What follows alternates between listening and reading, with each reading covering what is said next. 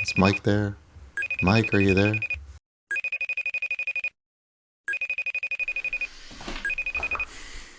Hey, Michael, what's up? Hey, Mike. Doing pretty good. Yeah? I have been doing some thinking. Oh, yeah? What's up? Yeah, so I've been thinking about this topic, and I've been hearing kind of a lot about it with auto campaigns.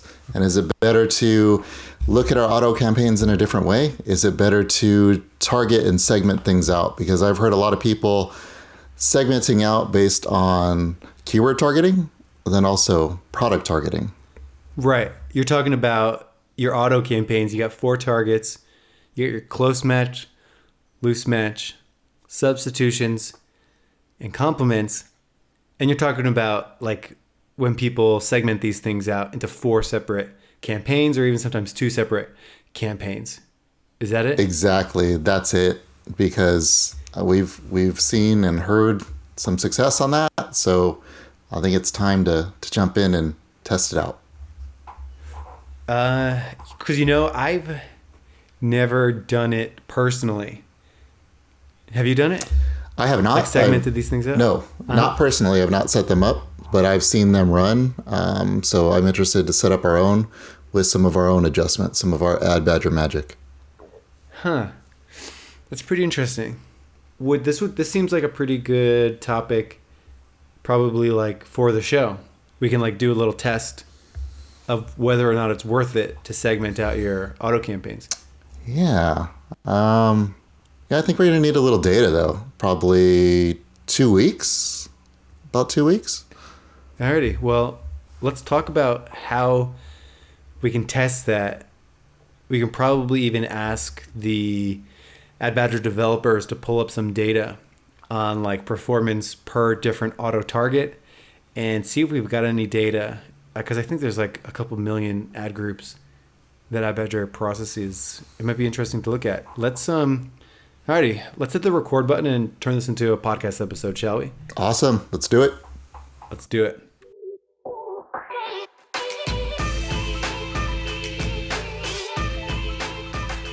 What's going on, Badger Nation? Welcome to the PPC Den Podcast, your source for all things Amazon advertising, tips, tricks, and strategies. And we've got a very special episode today. Well, they're all special, as you know, but this one's extra special. I always, in the back of my mind, I've always thought it would be so cool to like have a show where you talk about a topic and then you like record the first half of the episode, like week number 1, and then you go and do the thing that you just talked about, and then you finish the episode with those results. So I'm like kind of stoked to do this, which is what we're doing today. Like you heard that call earlier between the two of us, and I want to break down what exactly this is and actually test it and actually, give some thumbs up or some thumbs down as to whether or not this is even worth your time. So the setup, we all know about auto target, the 4 auto targets: close match, loose match, complements, substitutes. The spirit behind each one is that the close match and the loose match, you put a product into your auto campaign, and the close and the loose is looking for keywords that are closely related and keywords that are loosely related. Maybe I'm selling a camping stove, so the close match keyword might be camping stove. It might be stove for camping, and then the loose match might be camping gear or even outdoor gear, things of that nature. And then we've got complements and substitutes. This is generally for product pages type things where you are showing up for products that complement your product. So if you're selling a camping stove, maybe it's going to be a camping set of utensils. And if it's going to be a substitution, it's going to be other companies, other competitors substitute for your product. They buy this one instead. And that's the auto target magic. And, we've talked a lot about the benefit of autos and the drawbacks of autos. And the goal there is just basically have Amazon find a whole bunch of low-hanging fruit so that you can source it, and then you can do search term graduation, keyword harvesting, research peel, stick, and block, whatever that process is called. You just basically want to grab it from that non-specific place to a more specific place like a broad or a phrase or an exact or an ASIN target. And those 4 targets, last thing I'll say about it, those 4 targets they're not new. They've been around for a while. But at one point in time with Amazon advertising, all 4 of those were lumped into one target, like one auto campaign, one individual target. So you set one bid for all 4 of these impression types. You'd get all 4 of them lumped into one. Whereas now, they all show up in a single ad group, and you can set a different bid for each one. And believe it or not, but in the break, I actually looked up, AdBadger has about 5.5 million ad groups that run through it. 15% of them are still legacy autos, meaning these are the auto campaigns that are still running, but before the days of close match, loose match, complements, and substitutes. And sometimes these things like run amazingly well, which is probably why people don't pause them. They've just been like hanging out. They've got a low bid, good conversion rate, and they're just sort of hanging out there. And the person never felt any need to change it. I was just talking to some people with these legacy autos, and that's exactly what it was. Just really cheap clicks, let the good times roll. So that's the setup. And as you were saying, Michael, there's like every once in a while, I'll open up an account where people don't have all 4 active at once. They started segmenting these. Why do you think they would segment these? Like, what's the spirit here, you think? I think a lot of it has to do with just granularity of control. You're really targeting with those 4 different categories, so to speak, on the auto targeting, 2 different things. You're targeting your product display page with the product targeting that you're doing, and then with the keyword targeting that you're doing, you're targeting those exact keywords. So I think it's just some granularity of control there on what you really want to target on, because the question comes into play: is it really doing an effective job? Is it splitting it effectively? There's some data that says that there is an exact split between the 2. There's some data that kind of aligns it differently. So to be proven. But if we can push our budgets in a way that can maximize our incoming sales, then yeah, all for that. I always like the principle of you want as much segmentation as possible without it becoming too complex and too overwhelming. So in spirit, I'm pulled to the idea of taking your 4 auto targets and segmenting them out, potentially into 4 separate campaigns, or just keeping the close and the loose together into one campaign. And then in another campaign, you've got your complements and substitutes. And because the benefit of doing this would be dedicated budgets for each one. If I notice that my close match and loose match deserves more budget, I can give it more budget. If I find that my complements and substitutes are doing better, I can give them more budget, and I could play with that and control things. So that's kind of cool. And maybe you can even, say, hey, this is my auto, my close and loose. This is for my searches. This other one's for my product page impressions. And then I can play with bid placement settings, which again, bid placement settings are at the campaign level, not the individual target level. So if I wanted to say close and loose, you're going to get a top of search bump of 10, 20, 200%. I can't do that in an auto campaign where all 4 of these are in there together. I need to segment them out. So I like it, could it be good? So I think those are 2 really strong reasons to do it, but I don't know. I'm not totally convinced because again, I've never done it personally. So I feel like the next 2 weeks, and we'll talk about the tests that we're going to do, can be really helpful to best understand this. So I think those are reasons to do it as we get ourselves queued up for this test. What would be the reasons to not do this? Right. And I think you hit the nail on the head on that last one where you're talking about just having a lot of stuff to manage and the time that you actually have to manage your account. So if you're splitting these out into, let's say 4, if you had 1 for each individual type, then of course it's going to take you more time. The way that we're going to run the test is we're going to group them into 2. So there'll be one that's keyword targeted and one that's product targeted. So a little bit kind of to split the difference. But to me, that's one of the big pitfalls there is time Is it just going to be a complete waste of time Are you going to make things too complicated? Like you've just potentially 4x'd the number of auto campaigns that you have. Is that just going to create an extra headache? Like it sounds good in theory, you go and do it, the data is pretty much the same, and now you made your campaigns too complicated. Potentially, maybe. I don't know the answer to it. I think a good PPCer is always trying to like raise the limit of what is too complicated.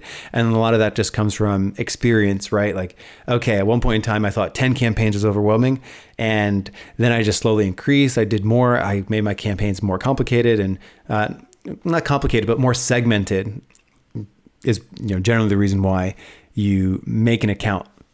Like the count of campaigns goes up as things get more segmented, which we can sometimes say it's getting complicated because now you have a lot of different campaigns. So the pitfall would be just it's not worth the time, or the difference in performance isn't that different. So I think it's a really interesting idea because like I love saying you want as much segmentation as possible without it getting in the way of actually analyzing data and making meaningful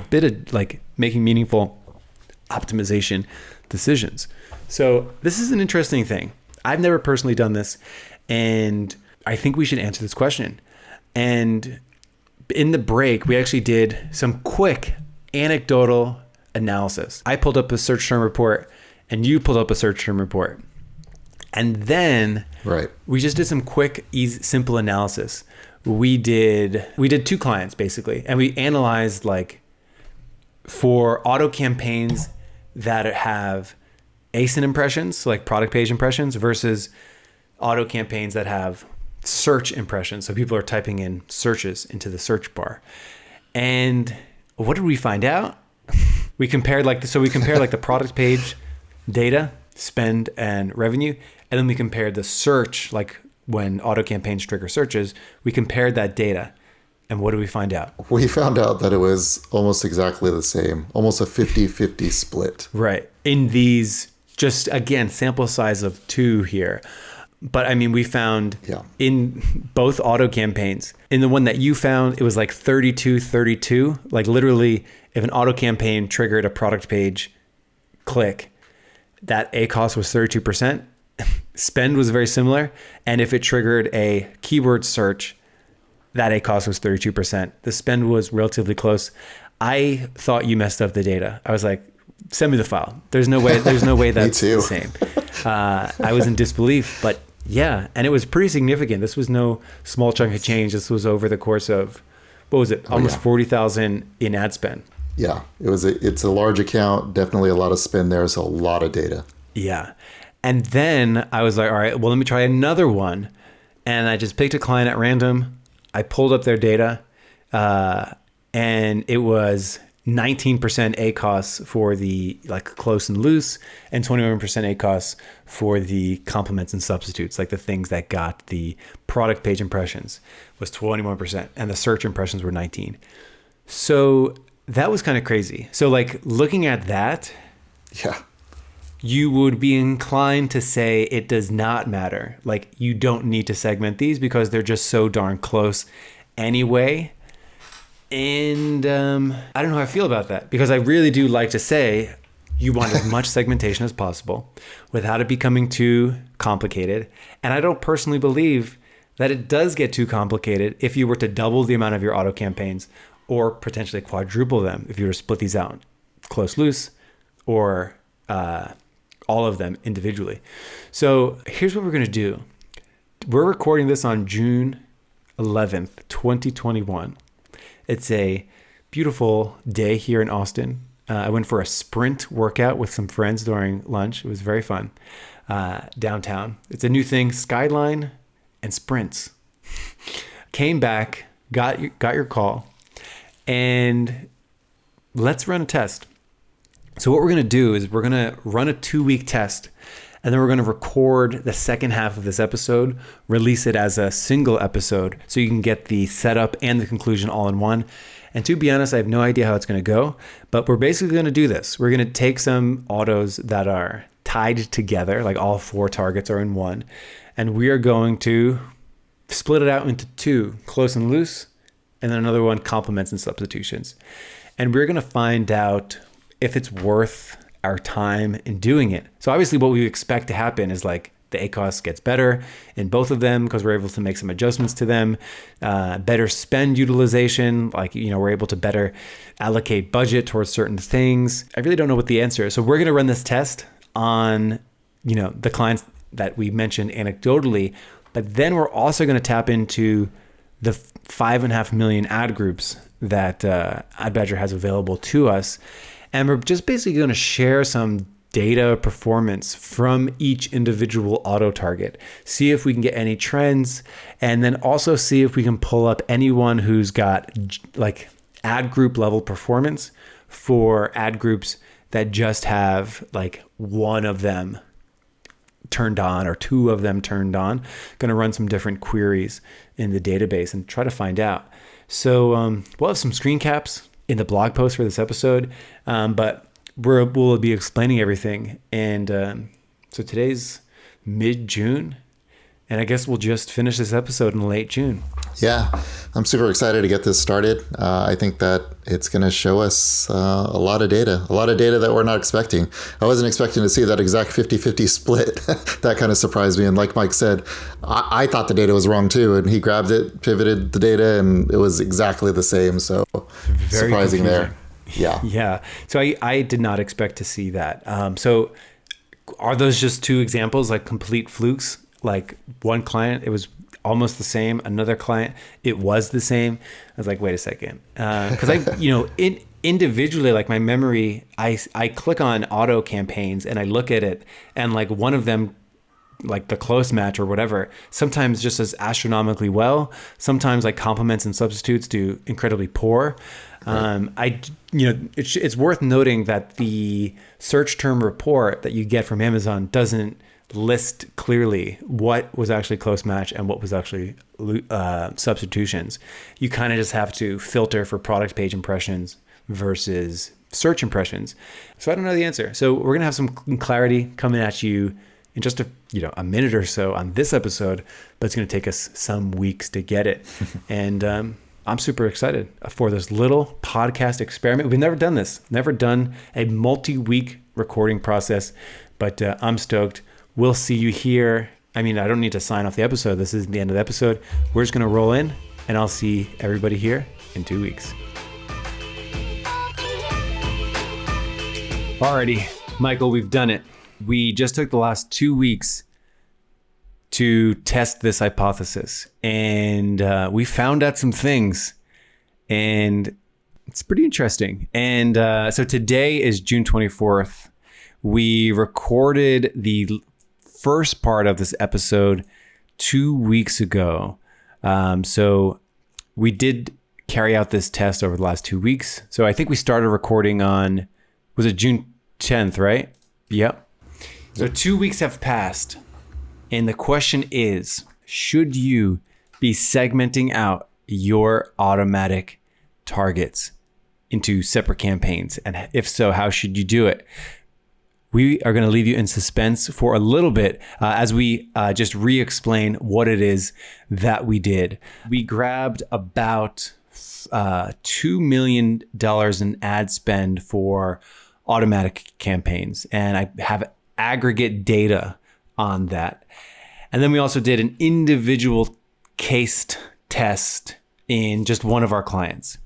And I'm not surprised by the results. I'm more thinking, like, we just looked this up, and I'm more feeling like, oh man, we've got stuff to do and even more testing to do. So even before we talk about the results, Michael, how do you feel about our conclusion that we're going to talk about in a second?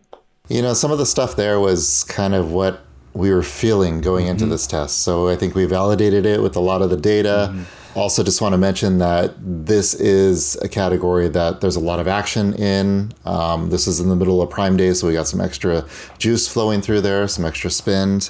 And then also wanted to mention that if complements were going to work or cross-sales were going to work, this was the category that it was going to work in. Yeah.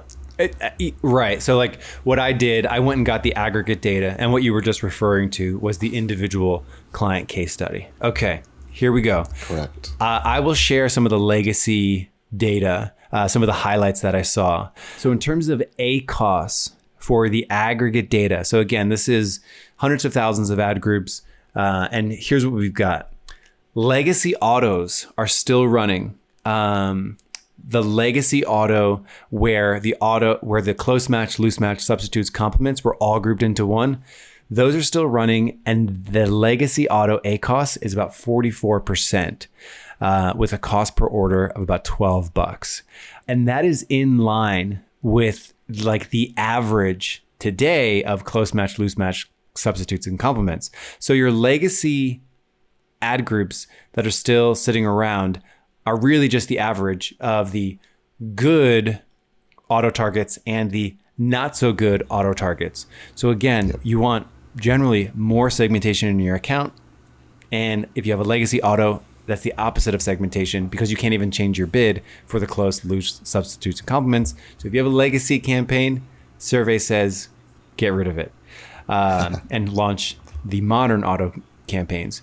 Now, aggregate data, close match, 26% ACOS, loose match, 38% ACOS, substitutes, 39% ACOS average, complements, 65% ACOS average. So a massive, massive difference between close match all the way to the other end of complements.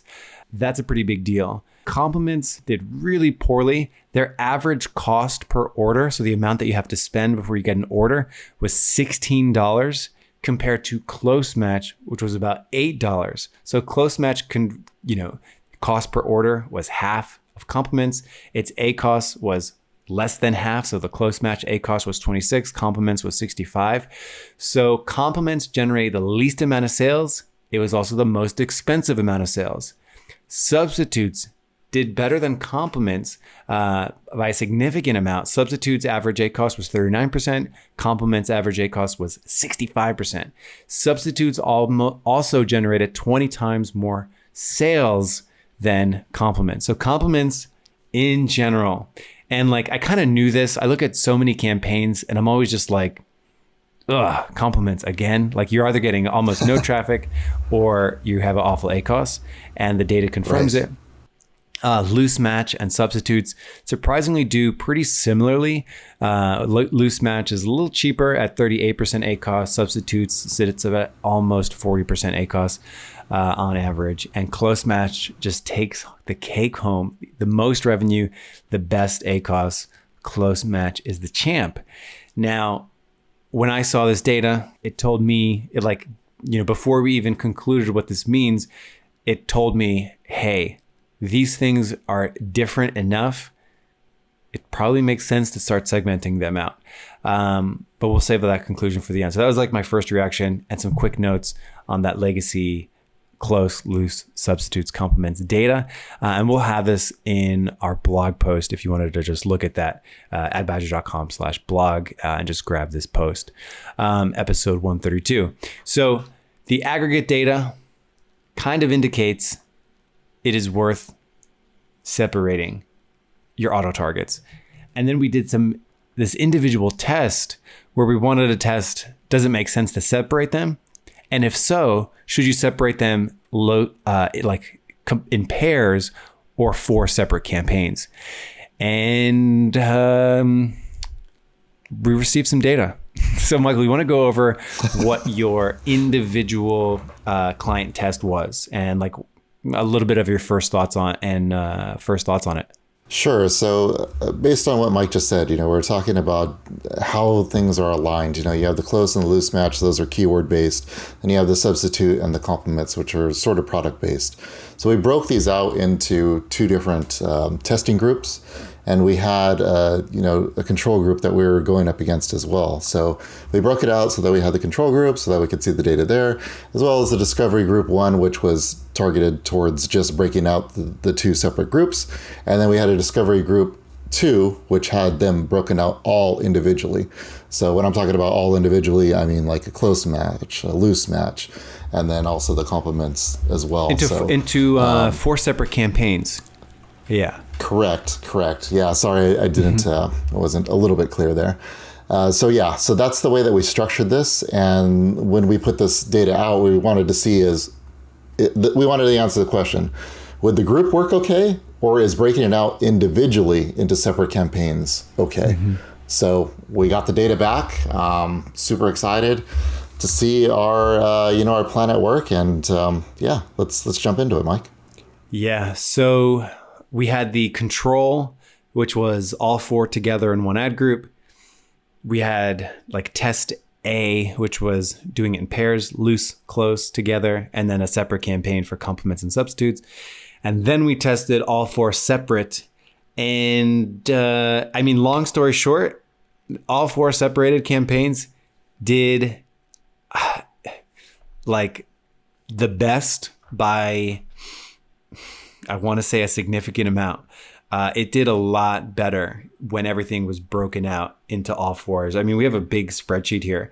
But I mean, to just summarize it, when these things were broken out, we were able to take advantage of placement bid settings, of budget settings. I combine the word budget and bids and you get bidget. But it was when things were separated out, they performed better because of those additional optimization options of tightening up budgets. Because if you take complements are by far the worst auto target, pretty much consistently, whether in the aggregate data or the individual client test data here. And complements just continuously drag down a campaign. So when you're trying to do placement bid settings for 4 targets, and one of the targets is a huge weight dragging you down, it makes sense to break it out so that you can have your own dedicated budget for a complement, which performs pretty awfully, which should get a very tiny bid. And it's actually kind of cool because when you do break them out, you're actually able to minimize the amount of spend specifically on complements. Not only the bid optimization, but also budget and placement bid optimization on it. So should you separate complements? Yes. Substitutes also performed best when it was broken out. Like when it was combined into one ad group, it had like a 34% ACoS. When it was broken out, it had 28% ACoS. Cost per order when it was together with all the other auto targets was $14. When it was broken out by itself, we were able to get that down to about $12 cost per order. So better when it was broken out. Loose match, the volume, like the individual amount of orders for loose match when it was segmented out went way up, as well as the individual volume for close match was able to go up when it was broken out. So when those two things were together, they'd be when it was combined by a little bit, but they really shined when they were broken out into all 4 separate campaigns. I didn't really expect it to be like this clear. Like when things were separated, they really did beat when they were combined, and they had also beat when they were paired up. Like when close and loose were in the campaign by themselves and complements and substitutes were paired up by themselves, these 4 segmented ones just beat it out. And when you look at the aggregate data, it kind of makes sense. So let's talk about summaries and takeaways here. One important thing to note that is a big reason to segment these things out is that your supposedly keyword targeting auto targets like close match and loose match, which theoretically are supposed to target searches and like product search pages, get a lot of product page impressions, clicks. And then conversely, comps and subs, like complements and substitutions, get a lot of, well, not a lot, but they do get a percentage of impressions and clicks on search result pages. So like both of them are like bleeding into each other. And I remember like a while ago, I asked an Amazon rep, like, hey, why is it that my close match and loose match gets product page impressions? And why is it that my complements and substitutes get search impressions? And I mean, maybe it's just a weird quirk of Amazon. Couldn't really explain it. But yeah, I mean, we saw this and we're just like, wow, we have a lot of people to tell that, yeah, you should probably test separating out your 4 auto targets into 4 separate campaigns. You benefit from placement settings and you benefit from setting individual budgets for each one. It's crazy. It hasn't even like fully sunk in yet. We have a lot of things to do. Yeah, it was super interesting. And I like how you had mentioned that we can, still have something live and still have something running. So it's an option, but at least limit it by budget. And when I'm talking about that, I'm talking about that compliments because it may hit. It may hit at some point, but let's limit that budget, keep it small, give it a little bit of life, and see if it converts. Yeah. So in terms of like implementation of this, if you're listening to this and you heard the aggregate data, like how different each one truly does behave. So if you're looking at your auto targets and you're like, wow, like I have this pattern in it. There's a lot of ad groups that we've had that confirm that. And in the individual test too, it really did prove worth it that you can get more orders at a better ACoS by breaking these 4 things out. What I think is interesting about this is we didn't completely shut off the original auto. We left the original auto running, and then we launched the 4 separate campaigns in tandem with it. And it's very difficult to run like a perfect test because like you kind of have different time frames. So like we accounted for that by running them in tandem at the same time. And like, are you going to get any weird quirks maybe to the fact that they were running together at the same time? Was like Amazon preferring the new one as opposed to the old one? I think most people would put their money that it would prefer the old one, not the new one. So it's always very difficult to run a test. So even as you hear this, it's always our style to not say like, oh, this is the thing that you have to, this is the hack that you can do to like improve your sales. It's like, this is definitely something you should test. So is it worth separating? We found that it is, and it may very well be likely that you're looking at your auto campaign, you create 4 new auto campaigns with each auto target in it, and you might find that your mileage may vary. And that's part of Amazon PPC. However, if I had to bet, if I was a betting man, I'd probably bet that because you can control your placement settings and because you can control your budgets on each of these, you combine that with some good bid optimization. I see no reason why I can't beat the 4 combined. And we have, this test showing it, and we have a lot of data that says how differently each auto target behaves. As you test this, I would test it slowly, like one sort of auto campaign at a time, break it out, watch it work, and continue to just sort of chip away, slowly evolve your campaigns. Your optimization is never done. It's just a matter of like continuously chipping away, thinking, testing, and watching what happens. So yeah, we've got a lot of work to do in all these auto campaigns, don't we, Michael? Oh, that's for sure. Yeah. How do you feel about this data? Like we literally like summarized it, and then we're like, all right, hit record. We didn't have a ton of time to process it other than like, oh, well, we got to start separating. We have a new task to do, which is exciting. Yeah. What I'm really excited to find out, and it's something that we didn't even talk about, Mike, was, this RPSB method that we do, is it going to shake out additional targets for us? Maybe if we separate it out into separate groups like this and separate campaigns, maybe there's additional things that we're missing when they're all grouped together that this will shake out. So I'm excited. I know that this was, one category that we tested in, and it may react completely different in other categories, which is another thing that we're going to be testing too. But I mean, the aggregate data is telling us that it's kind of aligning with what we're seeing here with the broken out ones, and the data doesn't lie. The data is the data. Right. Yeah. I mean, seeing how good close match averages across, hundreds of thousands of ad groups is a really strong indicator that when you separate close match out and you can do better bid optimization on it, specifically, if you see the same thing that we see, your close match, when it's broken up by itself, is going to convert really well top of search so that you can give that top of search bump up a bit. And you'll also notice that your close match probably gets some like rest of search orders that don't convert as well. So like you can go back and we can link to it, the episode where we talked about placement bid optimization, the episode Steven and I did together, where we talked about, you set a lower base bid for the target. So like your close match will be a lower bid. That will be your rest of search bid. That will be your product page bid, because close match still gets, for whatever reason, some product page impressions. And then you can smack a big top of search placement on that and then scoop up some, cost effective top of search placement. So the whole purpose, if like the idea of placement settings doesn't make too much sense for you, you haven't heard our podcast on placement bid settings, that definitely adds a lot of context here, because you're able to better fine tune the close, the loose complements and substitutions.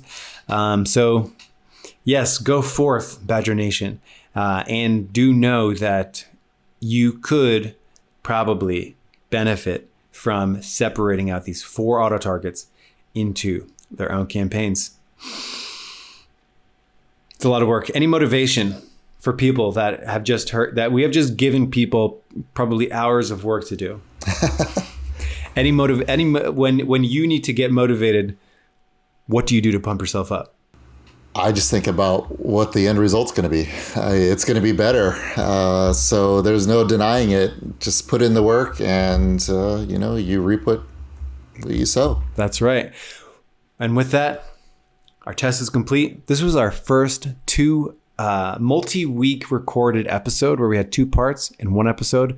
We left you in suspense and then we gave you the results. Let me know what you think. Have a good one, and I'll see you next time here in the Badger Den. Have a good one, everybody. Take care, guys.